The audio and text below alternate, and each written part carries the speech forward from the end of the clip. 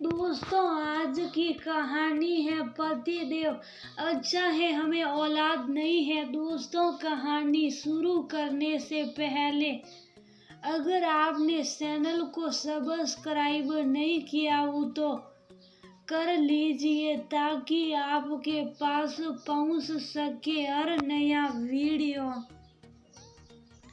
आज शादी की सालगिरह पर कमलेश जी ने बाहर डिनर करने के लिए कहा। मन तो नहीं था क्योंकि सुबह पहले अनाथालय फिर मंदिर भी गए थे तो बहुत थक चुकी थी, लेकिन फिर भी शर्मा जी का मन रखने के लिए शीशे के आगे बालों को संवारने लगी। बालों को संवारते संवारते अपने अतीत के पन्नों पर खो गई। अपने माता पिता की सबसे बड़ी संतान में जैसे ही सरकारी स्कूल में अध्यापिका बनी, मेरे लिए रिश्तों की कतारें लग गई थी, जिनमें से एक कमलेश जी का रिश्ता मेरे लिए आया। कमलेश जी सरकारी बैंक में ऑफिसर के पद पर कार्यरत थे। पहली मुलाकात में हम दोनों एक दूसरे को भाग गए थे। मेरे माता पिता ने कुछ सुयोग्य वर मानकर मेरी शादी कमलेश जी से तय कर दी।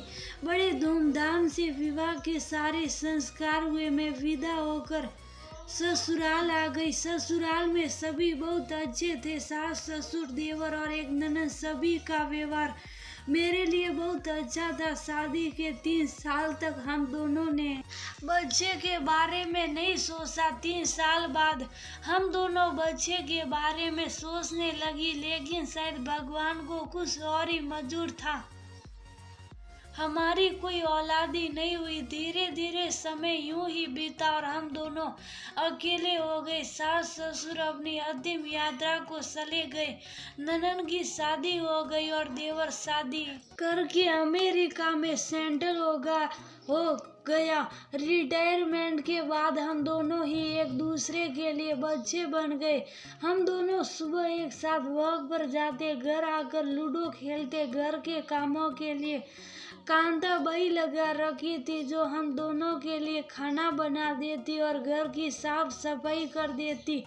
कुछ दिन पहले जब शर्मा जी बीमार पड़े तो बहुत उदास हो कहने लगे, पता नहीं सुने ना सांसों की डोर कब तक बंधी है।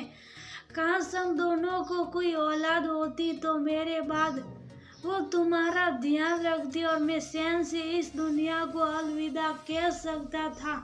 मेरे जाने के बाद तुम बिल्कुल अकेली हो जाओगी। कौन तुम्हारा ध्यान रखेगा? मैंने अपनी उंगली उनके मुंह पर रखी। ऐसा क्यों बोल रहे आप जल्दी ठीक हो जाएंगे।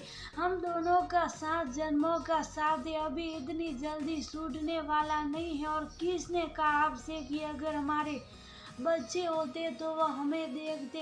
इस दुनिया में कितने ही लोग ऐसे हैं जो बच्चे होते हुए भी आज अकेले अपना माँ बाप तो यही सोचते हैं कि बच्चे हमारा बुढ़ापे में ख्याल रखेंगे, लेकिन ऐसा होता नहीं है। अगर ऐसा होता तो इतने वृद्ध आश्रम नहीं खुले होते। आपको याद है जो हमें वर्मा जी मिलते हैं बढ़ती उम्र में, जब सबसे ज्यादा उन्हें अपनी पत्नी की जरूरत है। उन्हें अपनी पत्नी से अलग रहना पड़ रहा है, वो भी केवल बच्चों की वजह से। दोनों बेटों ने जायदाद का बंटवारा किया और साथ ही साथ माँ बाप का भी बंटवारा कर लिया। योगेश जी यादें आपको जिनके जियो ने बच्चों के लिए अपनी सारी संपत्ति को बेच दिया और आज बच्चे विदेश में और वो और उनकी पत्नी यहाँ अकेले यहाँ अपना जीवन काट रहे हैं।